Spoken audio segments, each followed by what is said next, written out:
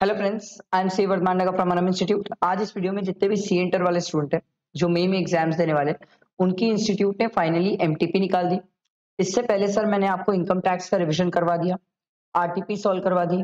Sir MTP के basis में मैंने आपको ये भी बता दिया कि एग्जाम का पेपर पैटर्न क्या होने वाला है। अब फाइनली अपन एमटीपी सॉल्व करते हैं और समझते हैं कि इस टाइप का जो पेपर आएगा उसको कैसे हैंडल करना है। सर क्या अभी पूरा पेपर सॉल्व कराओगे? नहीं, अभी मैं आपको इनकम टैक्स का केस सिनेरियोस कंप्लीट करा दूंगा, एमसीक्यू सॉल्व करा दूंगा। इसके बाद नेक्स्ट वीडियो में इनकम टैक्स का डिस्क्रिप्टिव क्वेश्चन और उसके बाद फिर जीएसटी वाला पार्ट कंप्लीट करेंगे। ठीक है, तो चलो टाइम वेस्ट नहीं करते, फटाफट क्वेश्चन सॉल्व करते हैं, सीखते हैं। ठीक, तो अब हमारा इनकम टैक्स न्यू सिलेबस में कितने मार्क्स का हो गया सर? 50 मार्क्स का। ये तो हर एक स्टूडेंट को क्रिस्टल क्लियर होगा सर। ठीक, आगे बढ़ते हैं। सबसे पहले हमें क्या दिख रहा है? Case scenario. मैंने हमेशा स्टूडेंट को बोला है, कोई भी स्टूडेंट पहले केस सिनेरियो पढ़ना स्टार्ट नहीं करेगा। टेक्निक ये होती है कि पहले आप आओ और पहले क्वेश्चन पढ़ो, क्या बोल रहा है। एक बार आप क्वेश्चन पढ़ते हो ना, तो आप अपने दिमाग को एक प्रॉपर गाइडेंस प्रोवाइड करते हो कि देख भाई, क्वेश्चन में मुझे ये पूछा है, मुझे इस टाइप की चीजें ऊपर खोजना है। इससे क्या होता है, आपके दिमाग को एक क्रिस्टल क्लियरिटी आपके दिमाग को एक क्रिस्टल क्लैरिटी और एक पाथ मिलता है सर कि हमें किस तरीके से चलना है। और that is very important. Exam में अगर हम अपने दिमाग को एक प्रॉपर पाथ प्रोवाइड कर देंगे ना सर, तो कभी दिमाग में हौच पौच नहीं होगा और पेपर अच्छा जाएगा। होता क्या है, हम ना अपने दिमाग को कंजेस्टेड कर देते हैं, ये भी सोच, वो भी सोच, ये भी सोच, वो भी सोच। तो वो क्या करता है, सब चीज को हौच पौच करके बिगाड़ देता है। बहुत इंपॉर्टेंट है ये चीज समझना एग्जाम में। तो ये आदत डाल। पहले अपन क्या करेंगे, क्वेश्चन पढ़ेंगे। देखो क्या बोला, based on the fact of the case scenario given above, choose the most appropriate answer to the following question. आपसे बोल रहे हैं sir most appropriate answer select करना है। ठीक है भाई, देखो, assuming that Mr. Kamal has fulfilled all the conditions specified for the claim of deduction under section 35 AD and has not claimed any deduction under chapter 6A under the heading C, deduction in respect of certain income, what will be the quantum of deduction under 35 AD? हमें 35 AD के under quantum of deduction निकालना है। Okay sir, उसके बाद हमें पीजीईपी की income निकालना है सर, कमल की। ठीक है, फिर 80JJAA की डिडक्शन लेना है। ये पहला केस सिनेरियो। और सर इससे रिलेटेड ऊपर केस सिनेरियो पढ़ना स्टार्ट करते हैं। ध्यान दो क्या दिया हुआ है। Mister Kamal age 45 years commence operation of a business of new 3 star hotel. Sir 3 star hotel याद है, 35 एडी में हमने बोला था सर 2 स्टार एंड अबव की डिडक्शन मिलती है सर। 35 एडी में 100% अपन क्लेम कर सकते हैं। इन Delhi 1/4/2023 he incurred a capital expenditure of 50 lakh on land। Sir हम पढ़ के आए, लैंड, गुडविल, फाइनेंशियल इंस्ट्रूमेंट, ये तीन चीजों के खर्चे नहीं मिलते। तो लैंड का तो मिलेगा नहीं 35 एडी में। exclusively for the above business and capitalize the same in his books as on 1st April 2023. Further, during the previous year 23-24, he incurred a capital expenditure of 2 crore, out of which 50 lakh was for the purpose of acquisition of land and 1.5 crore was for the acquisition of building. हम सीख क्या है sir, जो building purpose के लिए है वो आप क्लेम कर सकते हो, पर सर जो लैंड पर्पस के लिए वो आप क्लेम नहीं कर पाओगे। तो बिल्डिंग वाला 1.5 करोड़ क्लेम कर लेंगे सर, वेरी सिंपल। ठीक है, the payment in respect of the above expenditure was made by account pay check. Thank you. Cash तो वैसे भी नहीं है सर अलाउड।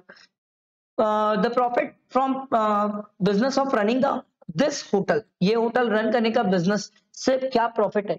अच्छा एक बात ध्यान दो सर, मैं आपको एक चीज सिखाता हूँ। जब क्वेश्चन में ये दिस होटल बोले ना, तो समझना सर इस क्वेश्चन में आगे कहीं और एक होटल की बातें होने वाली है। कहाँ होगी वो हम ढूंढेंगे, बट सर ये समझो वो हिंट दे रहा है कि भैया इस होटल से रिलेटेड इतना प्रॉफिट है, मतलब एक और होटल है इस बंदे के पास जिसका प्रॉफिट या लॉस कुछ होगा, वो अपन देखेंगे sir. Before claiming the deduction under 35 AD is 85 lakh. तो पहला क्वेश्चन का पार्ट क्या था हमारा कि आपको क्वांटम ऑफ डिडक्शन बताना है सर 35 एडी में। तो क्वांटम ऑफ डिडक्शन कितना हो जाएगा सर? सिंपल सी बात है सर, हमने जितना किसके लिए खर्चा किया, बिल्डिंग के लिए, तो हमने बिल्डिंग के लिए कितना खर्चा किया, एक सेकेंड, हाँ हमने बिल्डिंग के लिए कितना खर्चा किया 1.5 करोड़। तो सिंपल है, हमारा पहला आंसर क्या हो जाएगा sir, D 1.5 crore. Very simple. फिर आपसे ये पूछा sir what is the income chargeable under that PGEP. तो सर देखो एकदम सिंपल, 85 लाख का प्रॉफिट था। ठीक है, 85 लाख का प्रॉफिट था। ठीक, उसमें 1.5 करोड़ सीआर, ये लाख है, 1.5 करोड़ हमने माइनस किया बिल्डिंग का, क्योंकि 35 एडी में क्लेम किया। ठीक, उसके बाद आपको मैंने अब भी बताया, जब भी ये दिस होटल बोले ना, समझना एग्जाम में क्वेश्चन में कहीं एक और होटल की बातें। तो देखो नीचे देखो, ये तो न्यू एम्प्लॉय से रिलेटेड बात है, आगे आओ, ये भी न्यू एम्प्लॉय से रिलेटेड बात है सर। उसके बाद देखो और आगे पढ़ते हैं। Mister Kamal also has another existing business of running a 4-star hotel in Ahmedabad, which commenced operation 20 years back. The profit from which was 140 lakh. देखो एक और होटल है भाई के पास, तो उसका प्रॉफिट ये आपको दिया हुआ सर 1.4 CR। तो सर अब अपन को क्या करना पड़ेगा, ये दोनों को अपन ऐड करेंगे और फिर 1.5 से माइनस करेंगे। तो अपन इसको क्या करते हैं, ऐड कर लेते हैं। देखो 1.4 प्लस 0.85 माइनस 1.5, 1.5, तो ये हमारा आ जाएगा सर 75 लाख का प्रॉफिट। आओ सर, ये हो गया हमारा 75 लाख का प्रॉफिट। क्लियर हुआ, ये समझ आया, बैठा दिमाग में, सिंपल इजी था। अब कभी ऐसा भी हो सकता है कि स्टूडेंट के साथ कि सर क्या होता है, स्टूडेंट हड़बड़ी में एग्जाम में सिर्फ ये दो चीजों का ट्रीटमेंट करे। चलो मैं आपको एक अच्छी चीज सिखाता हूं जहां गलती नहीं हो, वो चीज ध्यान रखने वाली बात।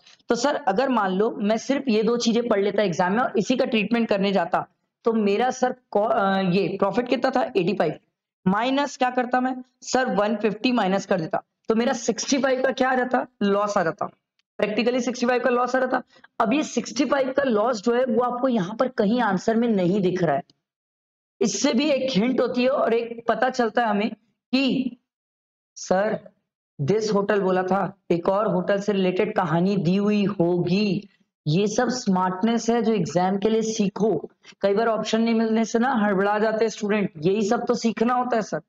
आंसर तो आप मैं बैठ के निकाल लेंगे सर, पर मैं आपको सिर्फ इस क्वेश्चन के लिए तैयार नहीं कर रहा हूँ, एग्जाम में कुछ भी आएगा उसके लिए तैयार कर रहा हूँ। आई बात समझ।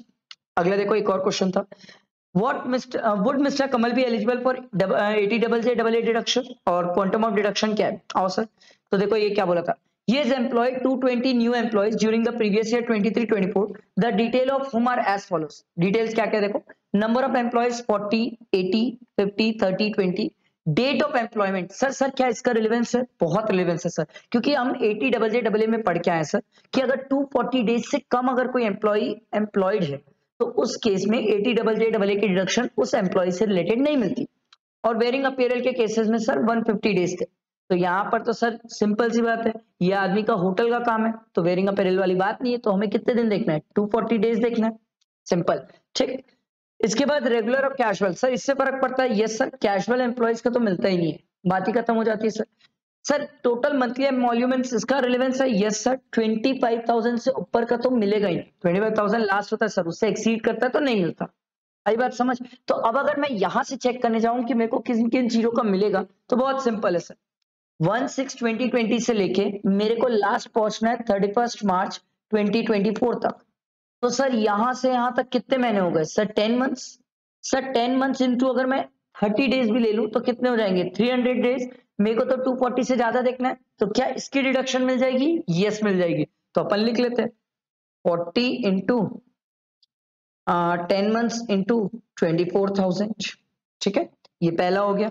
अब दूसरा देखो, दूसरा क्या दिया हुआ है, 80 एम्प्लॉइज है, 1/7/2023, तो सर 9 मंथ्स हो गए, तो 9 मंथ्स को अगर 30 से मल्टीप्लाई किए तो कितना हो गया सर, 270। क्या अभी भी 240 से ज्यादा हो गया, यस सर, तो क्या इसका भी मिल जाएगा, यस इसका भी मिल जाएगा, इंटू 24,500, ठीक है।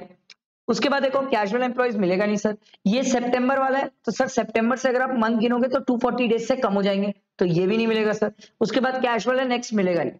आगे बढ़ते हैं, all the regular employ participated in a recognised provident fund, सबने पार्टिसिपेट किया and their emoluments are paid by account pay cheque, very nice, अच्छा वो कैश नहीं है। His gross revenue from the hotel is 11 crore, क्यों बता रहा है पता है सर, 44 AB के लिए बता रहे हैं। हम पढ़ते थे सर, अगर आपको 80JAA में डिडक्शन लेना है तो उस केस में आप 44 AB में कवर होना जरूरी है सर, टैक्स ऑडिट। तो वो बता रहे हैं सर 10 करोड़ से ज्यादा का काम है इनका, ये टैक्स ऑडिट में कवर हो रहे हैं।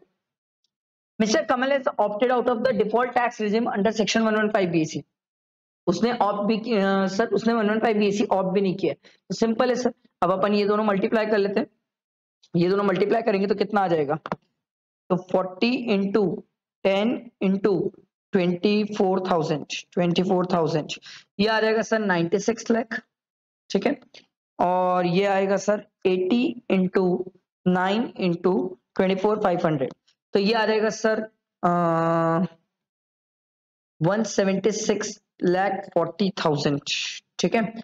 अब ये दोनों को ऐड कर लेते हैं, प्लस 96 लाख, तो ये आ जाएगा सर 272.40। सर इसका 30% मिलेगा सर, इसका भी 30%। सर ये आ जाएगा सर 81.72, ठीक है।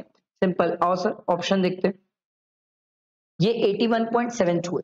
अब अगर आप इंस्टीट्यूट के हिसाब से चलो तो इंस्टीट्यूट के हिसाब से आंसर 75 लाख है। मैं आपको ये बोल रहा हूँ, इन केस अगर कोई ऐसा पॉइंट है जो मेरे से स्किप हो जा रहा हो तो आप मुझे जरूर बताना, हम जरूर चेक कर लेंगे कि क्यों ये 75 आ रहा है। बट मेरे हिसाब से 8172 आना चाहिए आंसर, ठीक। ये समझ आया, ये पहला केस सिनेरियो था। आओ दूसरा देखते हैं। दूसरे केस सिनेरियो में भी सबसे पहले अपन क्या पढ़ेंगे, क्वेश्चन। सीखो या आदत डालो, एग्जाम के लिए बहुत इंपॉर्टेंट है सर। देखो, based on the fact of the case scenario given above, choose the most appropriate answer to the following question. क्या दिया हुआ है, पहले तो रेसिडेंशियल स्टेटस निकालना है सर, उसके बाद सर टीडीएस की बात करना है सेक्शन 194 आईबी में, और उसके बाद आपको एडवांस टैक्स की बातें करना है, ठीक है। ये तो क्लियर हो गया मेरे को। और सर क्वेश्चन पढ़ते हैं, और क्वेश्चन पढ़ते पढ़ते चीजें ढूंढते हैं और समझते जाते हैं, ठीक है। चलो आओ, तो क्वेश्चन कहाँ गया, ये रहा। Mister Arvind, an Indian citizen, want to file his return of income for the previous year 23-24। He required assistance for which he is approached you. Sir, वो उसने आपको अप्रोच किया। He has shared the following details relevant to the previous year 23-24. ठीक है। Mr. Arvind owns a house property in Bangalore and the same was rented out for 65,000 to Mr. Arjun, a salaried employee. Oh my God, हम पढ़ के आए sir, rent के case में section 194 आई applicable होता है, पर सर सैलरीड एम्प्लॉय हो तो फिर वो आई एप्लीकेबल नहीं होता है, 194 आई बी एप्लीकेबल हो जाता है। प्रोवाइडेड 50,000 से ज्यादा हो, प्रोवाइडेड सर 50,000 से ज्यादा होगा तो फिर 5% लगेगा, तो ये तो 65,000 है, तो 65,000 इंटू 12 इंटू 5% करते भाई, ये कितना आ रहा है, 65,000 इंटू 12%, सॉरी 65,000 इंटू 12 इंटू 5, ये आ रहा है सर परसेंट है ना, डिवाइडेड बाय 100, सर ये आ रहा है 39,000। आई बात समझ, क्लियर हुआ, सिंपल सिंपल एकदम सिंपल। तो mister Arvind owns house property, जिसने जो बैंगलोर में, उसको उसने रेंट पे दिया था सर, ठीक। मिस्टर अर्जुन को, सैलरीड एम्प्लॉय को। अच्छा अब एक बात है सर, ये तो हमने टीडीएस का इंप्लीकेशन कर लिया, तो ये तो चलो आपको टीडीएस वाला सिंपल मिल भी जाएगा। He claimed that this was the only income that he earned during the previous year 23-24। तो इसने बोला कि मेरी यही इनकम है, लो टीडीएस वाला तो मिल गया sir. Is there any requirement to deduct tax at source under 194 IB on such rent by Mr. Arjun? If yes, what would be the amount of TDS? तो सर ये हमने अब भी निकाला, बी होगा इसका आंसर। Clear, simple. गाइस एक छोटी सी मिस्टेक थी, सिंपल था। हुआ ये था कि सर अपन ने टीडीएस की बात करी थी सेक्शन 194 आईबी में, और हमने बोला था सर टीडीएस का अमाउंट होगा 39,000।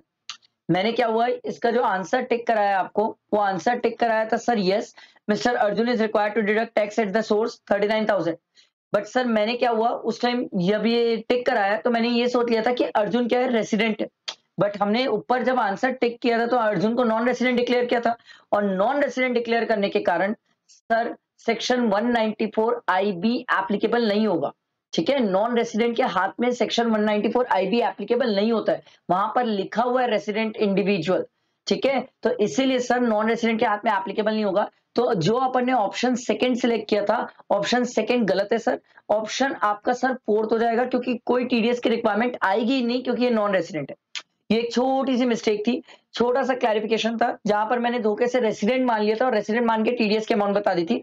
बट ये प्रैक्टिकली नॉन रेसिडेंट है, नॉन रेसिडेंट है तो सेक्शन 194 बी एप्लीकेबिलिटी की बात आती ही नहीं है, ठीक है। रेसिडेंट होता तो ये जो हमने कैलकुलेशन करी, this is 100% correct, 100% correct. But Arvind non resident है, इसलिए इस चीज पे फोकस नहीं करना है, इस पे मैटर नहीं करेगा सर। आई बात समझ, बैठा दिमाग में। चलो आगे देखो, अगला आगे बढ़ते देखो। However, when you had sought for his bank statement, जब हमने उसका बैंक अकाउंट देखा, you observe the following information additionally, हमें और चीजें पता चली। There is a credit of 23,975 towards income tax refund, which includes 577 towards interest on income tax refund। Interest तो टैक्सेबल होता है इनकम टैक्स रिफंड का, बट इनकम टैक्स रिफंड जो होता है वो टैक्सेबल नहीं होता, ये हम पढ़ के भी आए सर। अब ये जब हमने उसका बैंक अकाउंट चेक किया तो हमें ये 2 टाइप की चीजें और मिली। On 15th August 2023, the bank statement showed a credit of 55,000, which he has claimed to have received as gift from his grandchildren on his 60th birthday. Sir grand children से 60th birthday में receive किया, क्या taxable होगा? Yes sir, relative की definition से कहीं बाहर हो चुका है, तो ये प्रॉपर्ली टैक्सेबल है। On further assessment, you were able to understand that Mr. Arvind and his wife had traveled to Mauritius during the previous year 23-24 to spend some time with their son who is staying in Mauritius. ठीक है भाई। On scrutiny of their passport and relevant documents, you would conclude that they have left India on 27 September. 27 सितंबर को ये India से चले गए and return on 31 मार्च 2024। तो simple सी बात है सर, 27 सितंबर को गए तो कितने दिन ये इंडिया में थे? अपन डेज काउंट करते हैं सर।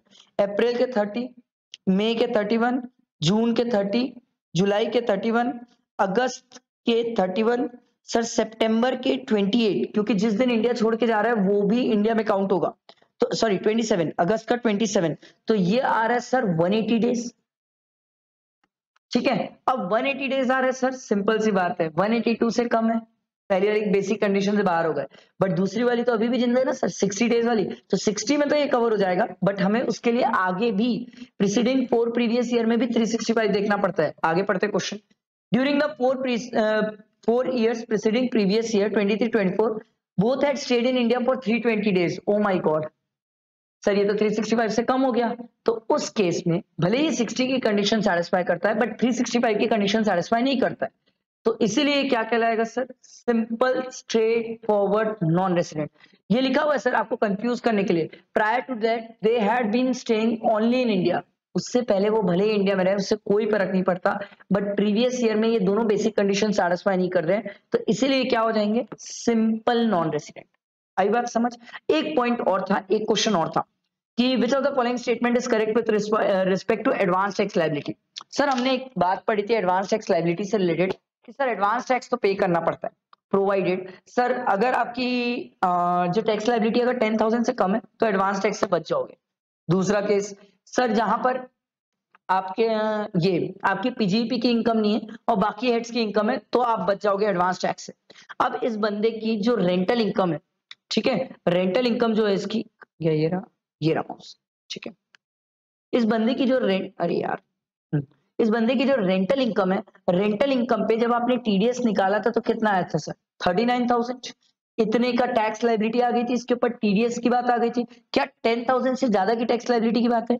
Yes sir. तो क्या इसके ऊपर एडवांस टैक्स वाली बात आएगी? यस, इसको एडवांस टैक्स पे करना पड़ेगा सर। ठीक है, तो इसमें देखो सर सिंपल सी बात है, पहला क्वेश्चन था advance tax liability shall not arise, ये तो गलत हो गया sir. Advance tax liability shall not arise since mister Arvind is a resident senior citizen, नहीं ये तो बात ही नहीं होती है। Advance tax liability shall arise since he is a non resident, नहीं नहीं नहीं नहीं, ये नॉन रेसिडेंट है इसलिए एडवांस टैक्स लायबिलिटी नहीं है सर। फिर अगला advance tax liability shall arise since his tax liability is not less than 10,000, ये इसका मोस्ट एप्रोप्रिएट आंसर है, ये इसका मोस्ट एप्रोप्रिएट आंसर है। आई बात समझ? बेटा दिमाग में? आओ नेक्स्ट क्वेश्चन देखते हैं। ये हमारे केस सिनेरियोस कंप्लीट हुए, अब जो आएंगे वो डायरेक्ट क्वेश्चन आएंगे, डायरेक्ट क्वेश्चन रहेंगे, मतलब एमसीक्यू रहेंगे, बहुत सिंपल रहेगा, ध्यान देना सर। ठीक है, पहले हम देखते हैं आगे क्या बोल रहे हैं सर। आपको सेक्शन 10AA की डिडक्शन बता, अरे यार काट दिया सॉरी, हमें सेक्शन 10AA की डिडक्शन निकालने बोलना है, बहुत सिंपल है सर, चलो देखते हैं। Roshni limited has 2 units, 1 unit at SEZ and another unit at DTA. ठीक है, the unit in SEZ was set up and started manufacturing from 12/5/2014। Sir हम कहाँ बैठे हैं सर? हम बैठे प्रीवियस ईयर 23-24 में। सर क्या हमें 5 साल से ज्यादा हो गया? यस सर, हम तो 10वां साल कंप्लीट करने वाले हैं। तो उस केस में सर जो इसको 10AA में डिडक्शन मिलेगी वो कितनी परसेंट मिलेगी सर? 50% ही मिलेगी। ठीक है, देखो एन यूनिट इन डीटीए, ये इस दिन स्टार्ट किया। डीटीए की यूनिट कब स्टार्ट कर रहा है उससे मुझे कोई मतलब नहीं है, क्योंकि मैं तो 10AA के लिए एससीजेड देखता हूँ। Total turnover of Roshni limited and the unit in DTA is, oh my God, देखो मजेदार बात है, टोटल टर्नओवर ऑफ रोशनी, पूरे रोशनी लिमिटेड पूरी कंपनी का टर्नओवर ये दिया हुआ है, ठीक है, और डीटीए का ये दिया हुआ है। तो अगर आप, ठीक है, टोटल टर्नओवर जो दिया हुआ है 6 3 2 5 1 2 3 3 6, वाओ बहुत बड़ा फिगर है सर। 3 2 5 और एक 6, इसको माइनस करोगे तो आपको पता चल जाएगा कि सर SEZ का कितना टर्नओवर है, क्योंकि हमें तो SEZ से मतलब है सर। तो SEZ का टर्नओवर एक काम करते कर लेते सर, बहुत सारे जीरो है। 1 2 5 1 2 3 4 5 6 माइनस 4 करोड़ 50 लाख 3 3 6, तो ये आ जाएगा सर 8 करोड़। 3 और 3 6, 3 और 3 6 और एक 7, ठीक है, ये हमारा 8 करोड़ आ गया SEZ का टर्नओवर। ठीक है, export sale of unit in SEZ and DTA, आपको DTA और SEZ की सेल दी हुई है, एक्सपोर्ट सेल, हमें इससे बहुत काम है सर। SEZ की दी हुई है, इससे हमें जरूर काम है सर। तो SEZ की कितनी है? 3 करोड़ 50 लाख। DTA से मेरे को कोई मतलब नहीं है sir, respectively. And net profit of the unit in SEZ के नेट प्रॉफिट से मतलब है सर 95 लाख। ठीक है, out of the export sale of the 3 crore 50 lakh 2 crore has been received in convertible foreign exchange, 2 crore receive हुआ है। Very nice. हमने बोला था सर जो 6 मंथ के अंदर रिसीव हो जाएगा उसी को हम एक्सपोर्ट सेल में लेंगे, बाकी को नहीं लेते हैं। तो सिंपल सी बात, आपको प्रॉफिट दिया हुआ है सर 95 लाख इनटू 95 लाख है ना, हाँ जी, और टर्नओवर दिया हुआ है सर 200, हाँ, क्योंकि लैक्स में लोगे तो 200 लैक्स, टोटल टर्नओवर है सर 800 लैक्स। तो ये कितना आ जाएगा सर? 95 इंटू 200 डिवाइडेड बाय 800, ये आ रहा है सर 23.75। इसका भी 50% सर, क्योंकि 5 साल से ज्यादा ऑपरेशन हो चुका है, तो 50% की है, तो ये आ जाएगा सर 11.875। आया समझ? आओ ऑप्शन देखते हैं, ये रहा सर। मैंने राउंड फिगर में निकाला था, मैंने लैक्स मल्टीप्लाई नहीं किए थे, आप लैक्स में मल्टीप्लाई करोगे तो ये आंसर आ जाएगा। समझ आया? Simple easy question. देखो last question, what would be the tax liability of miss Savita, a resident who attained the age of 60 years on 1/4/2024 and the total income of 7,25,000 comprising of salary income and interest on fixed deposit under default tax regime। wow, यही तो मैंने अपनी regular classes में लोगों को solve कराया था, और मैंने बोला था सर रिबेट निकालना सीख लो, क्योंकि नया है, इसका क्वेश्चन आने का चांस है। तो और मैंने यही फिगर ली है सर 7,25,000, एकदम सिंपल है सर। 7 लाख, देखो 7 लाख तक तो सबको पता है 25,000 की पूरी रिबेट मिल जाती है। अब जब 7 लाख के ऊपर जाता है तो सिंपल है सर, पहले स्टेप 1 लिख लो, ठीक है। स्टेप 1 सिंपल क्या होगा सर, कितनी इनकम है 7,25,000, सर कितने तक क्या बोलते हैं रिबेट मिलती थी, 7 लाख तक पूरी रिबेट मिलती थी, तो एक्सेस कितना हो गया सर 25,000। Crystal clear. फिर लिखते हैं सर स्टेप 2।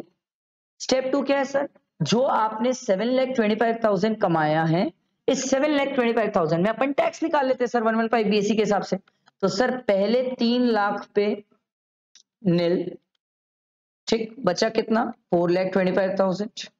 फिर अगले 3 लाख पे 5%, तो ये आ जाएगा 15,000, ठीक, बचा कितना 1,25,000। इस पे आएगा 10%, तो 10% कितना हो जाएगा सर 12500। अब इसको ऐड कर लेते हैं सर, 15,000 प्लस 12500, तो ये आ जाएगा सर 27,500। ये स्टेप 2 हो गया।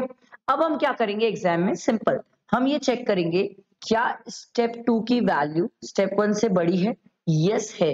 तो देखो स्टेप 3 में हम ये लिखते हैं, सर स्टेप 2 की वैल्यू बड़ी है स्टेप 1 से, तो उस केस में क्या करते हैं, सिंपल है, रिबेट कैसे निकालेंगे, स्टेप 2 की वैल्यू माइनस स्टेप 1 की वैल्यू, तो कितना रिबेट आ जाएगा सर 2500 का रिबेट आ जाएगा। आया समझ? 2500 का रिबेट आ जाएगा, एकदम सिंपल, क्रिस्टल क्लियर। अच्छा, हमसे क्या पूछा था, सिर्फ रिबेट तो नहीं पूछा है, आपसे ये पूछा है सर टैक्स लायबिलिटी पूछा है निकालने। तो टैक्स लायबिलिटी सिंपल है सर, सर हमने टैक्स निकाला था 27,500, इसमें से 2500 का रिबेट मिल गया, तो बचा कितना सर 25,000 प्लस 4%, ये मत भूल जाना सर। तो 25,000 का 4% कितना आएगा 1,000, तो ये टोटल कितना हो जाएगा 26,000। ये फाइनल टैक्स आ गया। आया समझ? एकदम simple, crystal clear. I think सबको समझ आया होगा। बहुत सारे लोग शायद इस टैक्स लायबिलिटी को निकालने में मिस्टेक कर सकते हैं, बट प्लीज थोड़ा ध्यान रखना, इसको प्रॉपर तरीके से निकालना, नहीं तो गड़बड़ हो जाएगी सर। आई होप सबको क्लियर हुआ होगा। कोई पॉइंट पे डाउट होगा, कोई क्वेरी होगी, कोई चीज नहीं समझ आई होगी तो बिंदास पूछ सकते हो। फ्रेंड्स तक शेयर करो और चैनल पे बने रहना सर, क्योंकि अभी एमटीपी और ये बहुत सारे रिविजन लेक्चर्स आने वाले हैं। इनकम टैक्स का तो हो गया, जीएसटी के भी आने वाले हैं सर, ठीक है, और मैराथन्स वगैरह भी बचे हुए हैं। ठीक, चल लाइक जरूर करना, फ्रेंड्स को शेयर करना, चैनल को सब्सक्राइब करना, ठीक है, चलो थैंक यू।